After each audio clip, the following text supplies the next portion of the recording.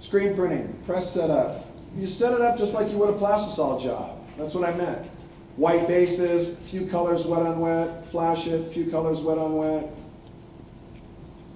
Consistent palette levels and off contacts, yeah, it all matters. I just want to emphasize that's very important, okay? For good, consistent, repeatable results, that's very important. Squeegees, you know, the angle, flood, pressures, all that apply, you know. Sharp squeegees, don't need to print water-based with dulled edge squeegees. Don't ever think that. Mine are razor sharp. You can't feel your fingerprints when you drag your thumb across the edge of that blade. Put it back. I raise holy hell in my factory when it comes to squeegees. That's the most important tool. I've got better prints when I turn it over and use the wood, and then they said, now they're all going to start using the wood, Mark. I mean, your squeegee is so important, man. Come on, it's the tool. You got the screen and the squeegee. I mean, that's where the rubber meets the road. Get the blades you need. Take care of the blades. God, it's like, I get really twisted up about that one. Blade neglect, blade abuse. Singles or triples? I'm singles. We like to save a little money when I got to put blades out there on 52 machines with the many blades. But we're doing singles. A nice high quality, you know, nice resharpenable, you know, blade. We got the nice linear track. We got the deluxe squeegee sharpeners, yeah. And it makes a huge difference. When that squeegee takes off and rips across the screen, if you got ink laying up on the surface of the mesh, you got a bad blade. A real bad blade. And that, I just look, I'm like, oh, squeegee's out. Give me another one. I mean, no questions asked. When you stop to clean your screen, when you have to, yes you do, and you will, when that squeegee goes by, there should be hardly any ink on the top of the mesh, so it's not a big issue when you have to clean your screen. They say, oh yeah, the US printers don't want to stop and clean their screens. They don't want to clean their screens. Like, what's the big deal? There's not like a bunch of ink on the top of the mesh. You shouldn't. If you do have a lot of ink on the top of the mesh, then you've got a bad squeegee. So get yourself tuned up and get the right sharp blades, okay? But I'm using the same pressure, speeds, and angles just like I do when I'm printing a plastisol. Although I will say, I maybe take off a couple clicks on the pressure because I don't need it with these inks.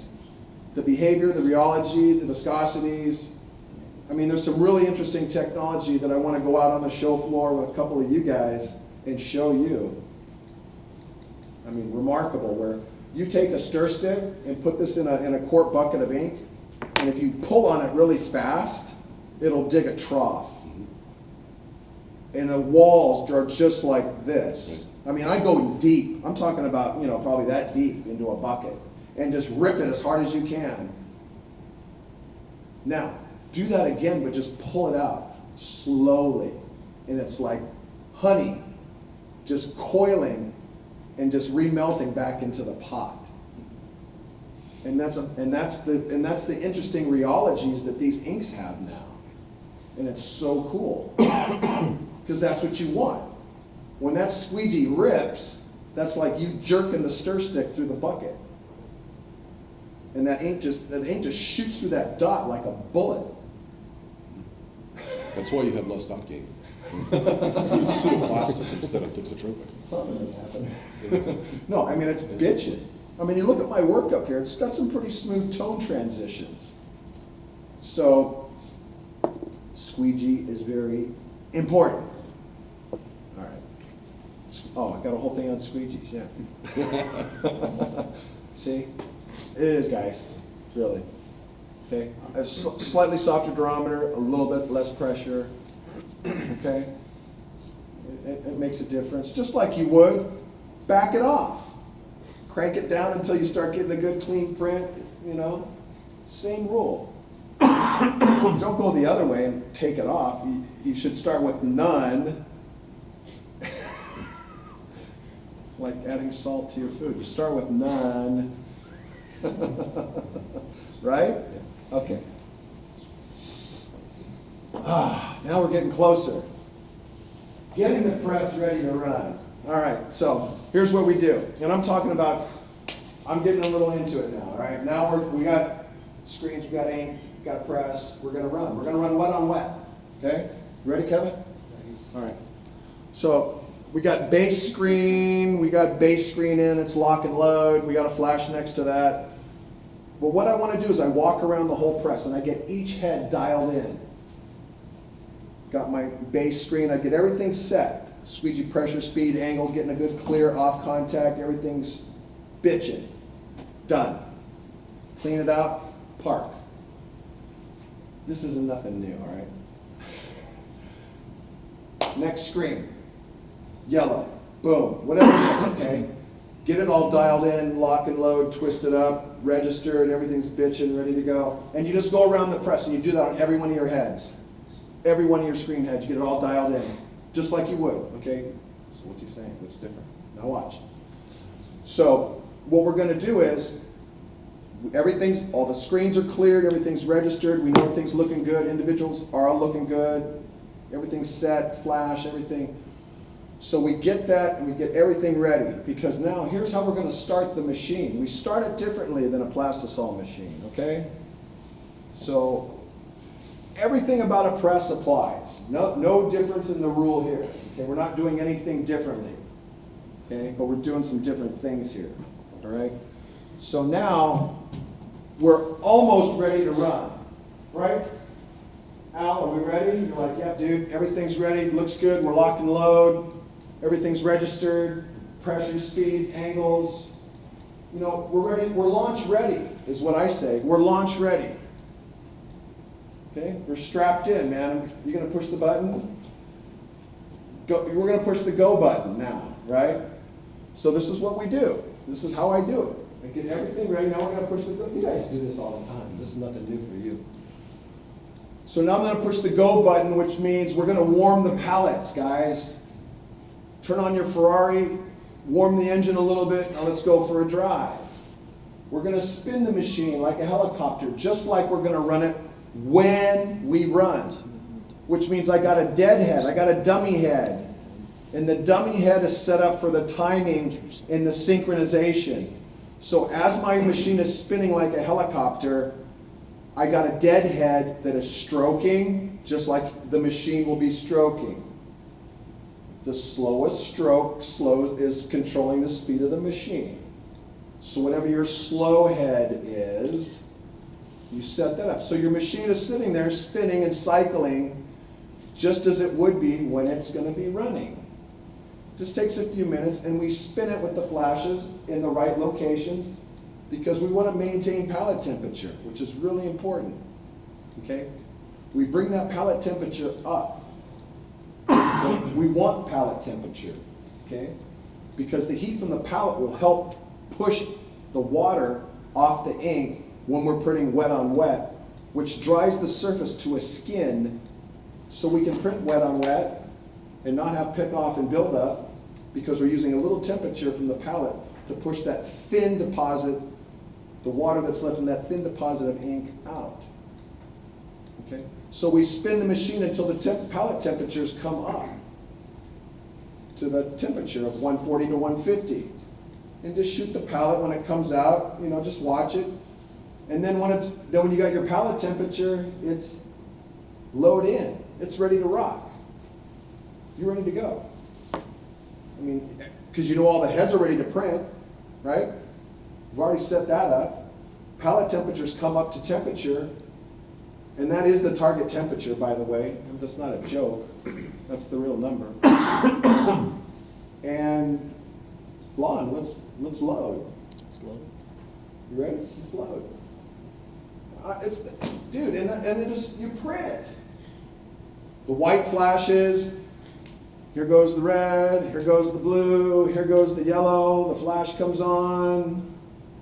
And I'm talking a couple of seconds, okay? I'm not talking big time, okay? And that's what I want to talk about here. Flash cures and pallet temperature control. Water-based inks flash differently than plastisols. We can blast plastisol with just straight heat, okay? I like to use this example. I can dry my hair that my plugs came back in pretty nice. Um, as I was this morning with the hair dryer. I need heat and air. I can't dry my hair with a toaster. Not very well. I usually burn my forehead before my hair's dry. So you can't dry your water-based inks with an IR cure unit. Okay, I don't recommend the black body flash cure units for water-based. When I first went to China, I was laughing at all these people standing around the machines with hair dryers. I said, those poor people, they can't even afford a flash. Oh my God, this is bad. They can't afford a flash cure, they gotta use hair dryers. Unbeknownst to me, I was the idiot. I was the idiot. Why do they use them? Because they work. And they actually work really well. Because you're pushing the water out fast. And that's how you flash a water-based ink. You get the water out and skin it. Okay? Big difference. Huge difference. There's some flash cures on the market with an air boost or an air assist. Get them. Use them. The more air you have with a flash, more air assist. Get the Conair 2600, turbo double hair dryer. It's going to work good. They need a big air dryer for flashing these water-based things. It makes a big difference. I use quartz with an air boost. It's got the traditional fans on the top that's pushing air across the quartz bulbs. Works fantastic. Big difference. You start trying to do this with your black body stuff, it ain't gonna dance. I've done it. It doesn't work. I'm just telling you what we do and how we do it, because it works. Palette temperatures is critical, guys. It's critical. You don't want it too hot. You're gonna start pulling trigger points on those humectants. You're gonna have problems. So you bring those palette temperatures up, and then you walk around the press, and maybe you touch it a little more. Okay? I've heard stories from people in the U.S. Oh, yeah, they can do it in China because they can put 12 people on a machine, and they got one guy at every head, and that's bullshit. I got a press with maybe 3 or 4 guys around it. Okay? That was you, right?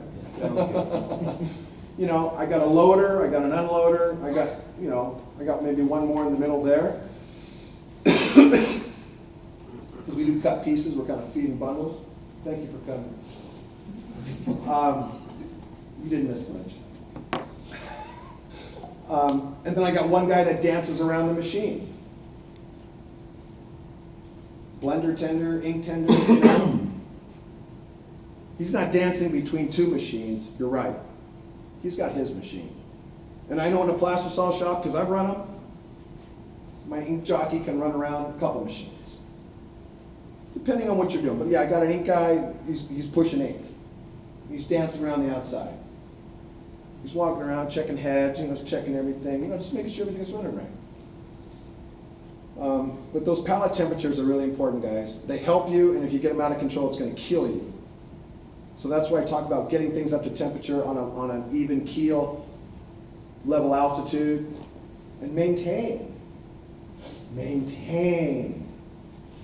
Don't be doing this. Okay? And when you park the machine, you're going to have to, fire it up in a similar sense. I mean, you can park the press, you got to clean your screens, you had to blow it, something happened, whatever, you got to park it for a minute. Yeah, you park your machine, and people say, well, what do you guys use to clean your screens? I go, water and a rag. I got a bucket of water under every print head. And when we stop, everybody knows what to do. It's a new dance, okay? This is where we're doing things differently. When the machine stops, everybody knows. Well, let's get some water on those screens, okay? If you're using an ink that needs that. The newer ones with the new humectants, and you can just park it. You can either flood it or leave it open, but yeah, you're going to want to get in there and just, quickly, not a lot of water, just clean the bottom of the screen to pull what ink is left in the mesh, because we shouldn't have much, right? Because Tom gave us the new squeegees.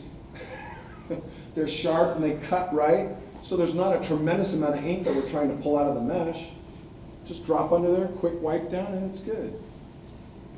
no big problem, no big hassle. But if you're gonna stop your machine, you do want to warm the pallets up again and get it back up and flying. Because the inks like that heat and they work much better and everything just tends to go.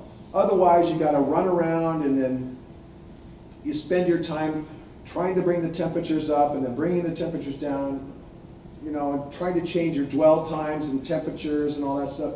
I just like to spin the machine till the temperatures are level and balanced and push the go button. It works.